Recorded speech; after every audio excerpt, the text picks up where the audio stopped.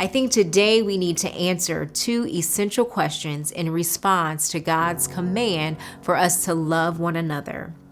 Who is God calling me to love, and what does it look like for me to love them? When God says love each other, who comes to mind? Who in your life needs an extra measure of the love of God through you?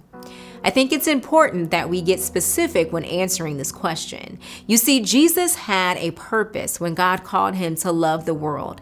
Jesus knew that the person he died to love was you and me. It was the reminder of you and me that led him to the cross when he was crying out for a different option. It was the reminder of who it was for.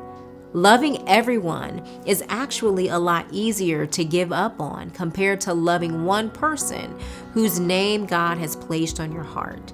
It's when you feel like giving up or giving in to selfishness that God will remind you of that person he has called you to love. God chose you to love. Who is he laying on your heart to love right now? First, who is God calling me to love? Second, what does it look like to love them? If we define love as giving something of value for the sake of someone else, what is God calling you to give? I would challenge you to pick one of these. First, maybe God is calling you to give your time to love someone else.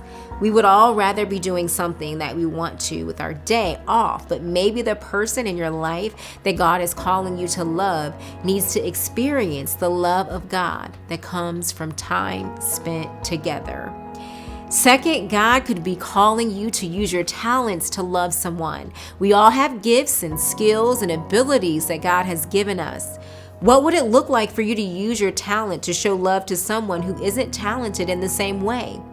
Finally, maybe God is calling you to give your treasure. What do you possess? What resource do you have that could be a means for you to love someone else? Maybe it's money, a vacant room in your home, an old car that you debated on selling, the savings you had set aside for that big ticket item. Maybe loving someone looks like giving the value of some of your treasures. Time, talent, and treasure. Giving something of value in the way that Jesus gave something of value, all for the sake of loving us. You were chosen to love. God appointed you to love. How are you going to live out this command? Hey guys, thanks so much for checking out our YouTube channel. Northview Students is committed to dropping videos weekly that make you laugh and challenge you in your faith. If you're enjoying the video, click the like button and make sure to subscribe so you don't miss any of our new content. Thanks again for watching. We'll see you later.